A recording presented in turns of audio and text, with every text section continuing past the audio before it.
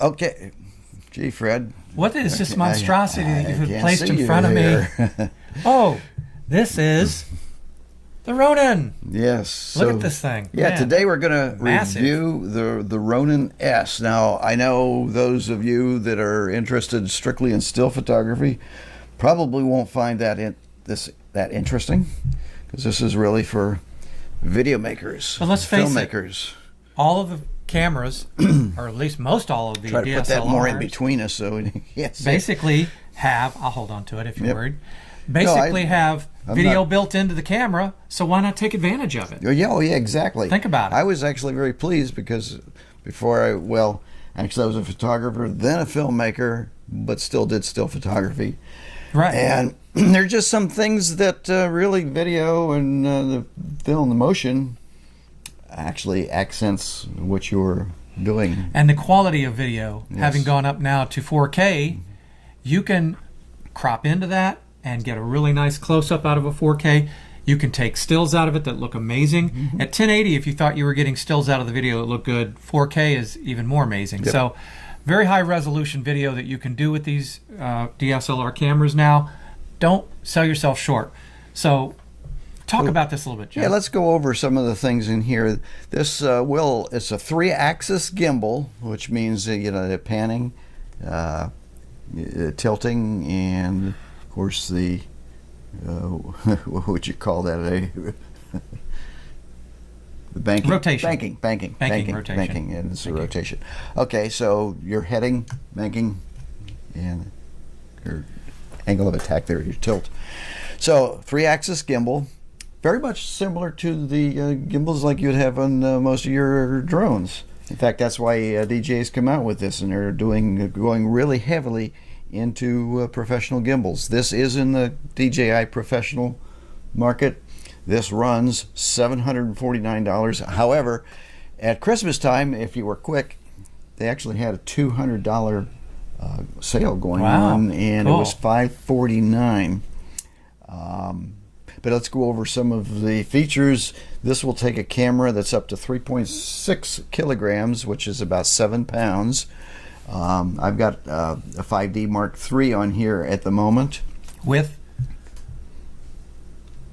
Yeah, it's got a 24 to 105 lens. Okay. So I want to mention too, on many camera models, and they're continuing to increase it and work out with the app to allow full camera control. You can see this cable in here. This actually lets me turn the camera on and off in video mode, and I can control focus. Cool. So that's something that we're going to discuss here. And all of that is down here where the control center is basically. Yes, I have controls in the back where I can trigger it on or off, and this right here is for the focusing. However, for those cameras that they don't yet support, or lenses that they don't support focusing, that they do have a mechanical and an accessory device that you can purchase that will go in and around here on the focusing ring, and will still let you use this for focusing. So there are a number of accessories that they have out right now, and are coming out with more. Some of these are a little bit costly. They've got a remote controller that looks like a professional camera rig, where it has the dials that'll operate this gimbal, or their more professional gimbals, or the higher end gimbals. You can do it remotely, because this could be mounted. Yeah. Of course, that's $9,500. Yeah. But that's, again, for the serious professional. What they're doing is running this. They're basically running this guy remotely. Yes. You can have this sitting up, down, wherever you want to place it. Yep. What's nice, if I'm correct, can you mount this any further than on here? Yeah, this comes off. This is very, very handy for doing the Basically setup, which we'll talk about here in a second. It's 1/4-20 and a 3/8. So you can mount it directly, or 1/4-20, so you can use it on a tripod head. And I'm going to tell you right now, this thing has some weight to it. Yep. Yeah, it does take you better work out a little bit, because it is heavy. I found But I think it's because this is not made out of cheap materials. no, it's heavy aluminum, and of course you put the camera on there. Right, adds to the weight. So Let's just go over some of the features. And one of the important things, and this is with any gimbal, is balance. This camera, it has to be balanced, and it has a number of adjustments that you can set in here. But basically, you want to be able to balance. And you know it's balanced when you can put the camera basically in any position, and it'll hold it. It'll essentially stay there when you let go of it. So this is very, very, very nicely balanced. It's very important to take the time to do that, and this is true of any gimbal, any one of these balance systems, that they be in balance so the motors don't have to work that hard, and they're more responsive when you do that. This bottom part, this grip, this actually comes off. This is the gimbal arrangement, and I know they're going to have some accessories where this will be mounted. You can mount it separately without. This is the battery here, and this is the gimbal. It has a number of ports in here, which DJI and even some third parties will be able to build accessories in there, like a remote controller, like you would fly your drone with, for example, where you can use this remotely at a long distance. Interesting. Of course, you can do it right now with the phone app. The phone app itself will allow you to remotely control. It'll allow you to make adjustments to the gimbal settings, and there are 3 preset systems in here that you can set up, so you can have this as far as how reactive you want the gimbal to be, and you can control those in the back. There's a little button, a mode button, that you can switch between those. I'm going to go ahead and turn this on, so this is just not free rolling. First, you have to turn on the battery. By the way, one of the things I should mention, that in order to charge the battery, it has to be mounted to the gimbal. The USB is not on the battery, but now DJI has come out with a separate attachment you can put on the battery. Well, that's nice. But this battery is good for 12 hours continuous use, so that's good. I have used this quite a bit, and I have yet to run, I think, below 75% on the battery. Then a switch over here on its right side will turn on the gimbal, and when you do that, you're going to hear a little startup, bing, zing, and it'll ding, jump into place. Now the gimbal is active. Okay, let's see, what else have we got here? Well, what is Excuse me. yes, there we go again. What's unique about this design over some of the other designs is right here is the fact that we've got this angled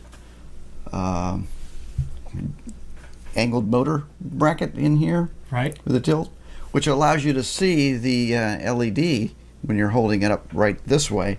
Now they do have, and when you see the live demo that we're going to do here shortly, that I had some issues because I couldn't see. Right, in certain modes. Yeah, certain modes Right. monitor. But they do have brackets and things now you can actually attach. Mount a small monitor. Additional monitors Right. and stuff, which makes it even heavier. Let's see, this is good if you want to use this in a vehicle with the wind speeds, using outside mount in a vehicle, up to 75 kilometers per hour, which is about 47 miles an hour, 47, 50 miles an hour. So 47, 50 mile an hour wind, and it will hold the camera. Wow. I know there's some YouTube videos of people tested it out, and it seems to be very effective. So talk real quick about some of the app modes that we have available, because it has a real nice app that will remotely control this. It has an automatic panorama mode where you can set this up and it will go through and do panorama both horizontally and vertically. So you can set how much you want it to record, and you can do huge gigabyte panoramas that you can stitch together. Has motion lapse mode. Yeah, now that sounded pretty cool. Yeah, and I have used this. If you go back and look at the Western video that I did this on a couple of the sunrises and sunsets that we did in there. Basically, it'll allow you to set a start and stop point, and you know, with all these axes, And you can set multiple points too. So you can have it go over here and then up or down and then over and around and through wherever you want it to go, and how long you want that time lapse to go, and it will even control the camera if the camera is one of the controllable cameras. Also has tracking. Yes, it has full tracking, which means you can basically preset these movements. So like if we didn't have our third person, we could set this up, start it with the gimbal, and it'll go through that pre-arranged track, and it's repeatable. I mean, if you have to do several takes, or if you're doing a special effect where you need the camera to do the exact same thing, yeah, to more do than the once. same motion, it's capable of doing that. Isn't that cool?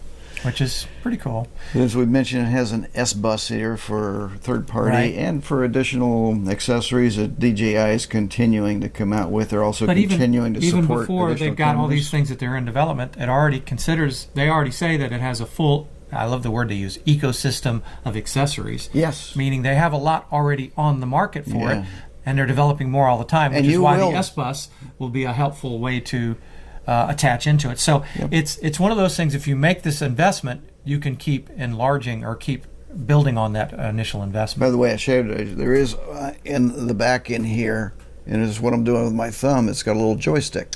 So I can control the camera, you know, movements up and down, and pan back and forth with this little thumb joystick.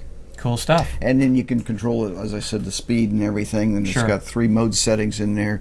So you can have one so it's really snappy, or one that it's got nice and slow. And Jim.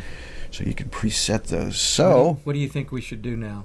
well, I don't think I really have anything. I think I've pretty much talked about everything. So why don't we go ahead and actually show this dude in action? Let's take it outside. Let's go. Let's do that.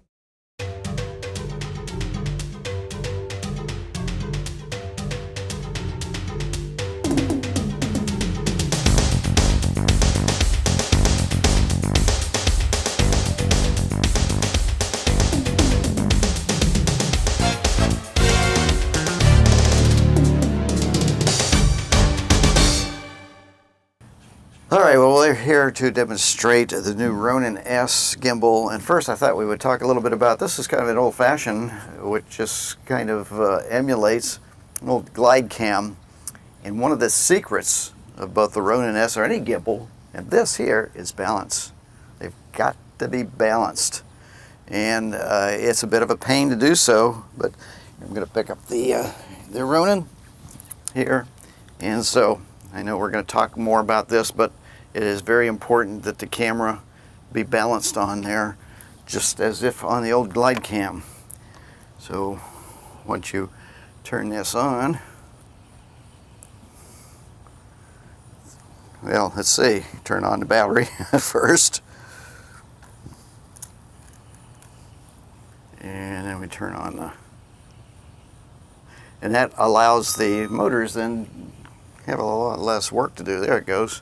And then as you can see, the motors don't have to work that hard because, and this is true of any of these gimbals, I don't care if it's on a drone, that the gimbals, in order to work properly, do have to be balanced. So this one's, go ahead, I think this is balanced pretty good there, Fred. What do you think? Looks like it. So I think let's go ahead and do some run-throughs with this dude and see what the footage looks like. All right, first I'm going to do this in normal mode, which is pointed straight ahead, used like this. This is heavy, so I would recommend working out in order to do this. I've got controls on here with the 5D Mark III that I'm using here. I'm going to go ahead and put in record mode. So now we're recording. I'm actually triggering here. This also has autofocus on here, which I can turn the dial, which we'll show later. I'm going to go ahead and move, and one of the things you want to be careful at using any of these is that you're not bobbing like this, because it won't control that motion. You want to try to keep it as straight as possible. And as heavy as it is, that's not that difficult to do, so I'm going to go ahead and kind of move backwards, make sure I don't run into anything. But that's the gimbal in the so-called normal mode. Okay, next mode is what they call flashlight mode, and that you put it down like this. You push the reset button, it'll aim it straight ahead. We're going to go ahead and trigger, and we're going to go ahead and move. Once again,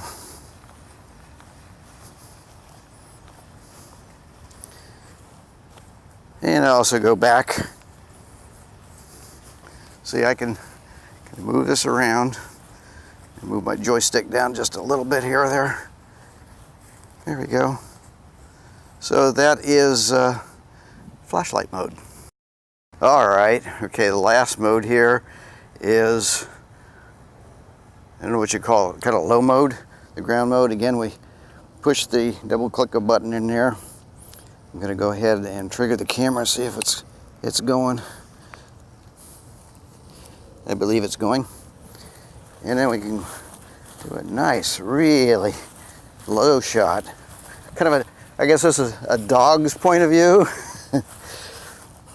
And we'll go back. Now, well, part of the problem with this one is I can't see the camera monitor. So they do have accessories like little monitors that you can strap on these things to allow you to see those. We put this back, we can reset it. And yeah, the camera is rolling, which I couldn't see that either. So we have one more mode to show you. So what I'm going to do here now is a roll mode. This is kind of a gimmick mode, but it's unique to the Ronin-S. And what we need to do is you go into the app on the phone and you have to change a couple settings. And I've already gone ahead and done that. Then you put this into flashlight mode. We're going to tilt it up on Fred here. Turn on the camera so you can see it. And we're going to do our roll. So Fred, prepare. Whoa. Oh my goodness. Fred, are you dizzy yet? I'm defying gravity. And Fred's upside down. Now we'll go the other way. Oh. We wound him up. Now we're going to unwind him. Oh. So, why are you doing this to me? Yeah, this does have some uses, I'm sure, but and that's the roll mode. Yeah. Cool stuff. But Jim, you had one more thing. Yeah, there's something else that's kind of nice about this. Let's say you're doing covering a sports event, say a basketball or something. Sure. If I would, there's a lag, of course, which is built in. That's what the gimbal's supposed to do. Well, if you don't want it to do that, you push the mode button in back here, and you can do a quick snap pan, and that kind of locks it into place. So you know, you can follow that basketball player or that sports player back and forth, and then just release it to go back into normal mode. Go back into normal mode. Pretty and interesting. That's cool. Yeah. This is heavy, as I will mention.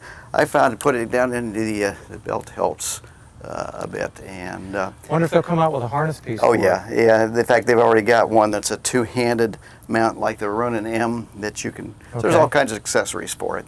So why don't we go ahead and play around with a little bit and just show you some of the smooth moves. There you go.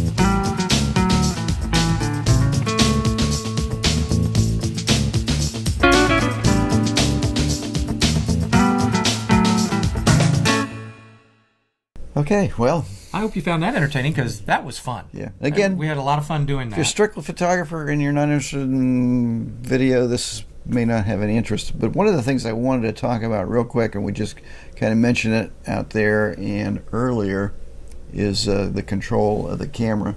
I'm going to go ahead and put the camera on and into video mode here, live mode. So it's now on and recording. Now, I think you can see this little light here. is now turned green, which means that the camera is recognized under control, and that's what this cable is. Now, I should mention that for the 5D, even though it supports it, the 5D Mark III and the Mark IV, they didn't include the proper cable. I had to get an adapter, which was not included. Maybe that will change here.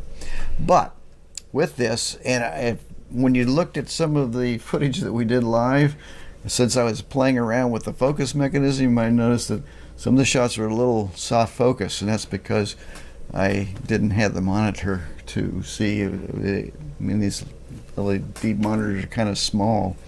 I'm sorry, LED. I keep saying that, LCD.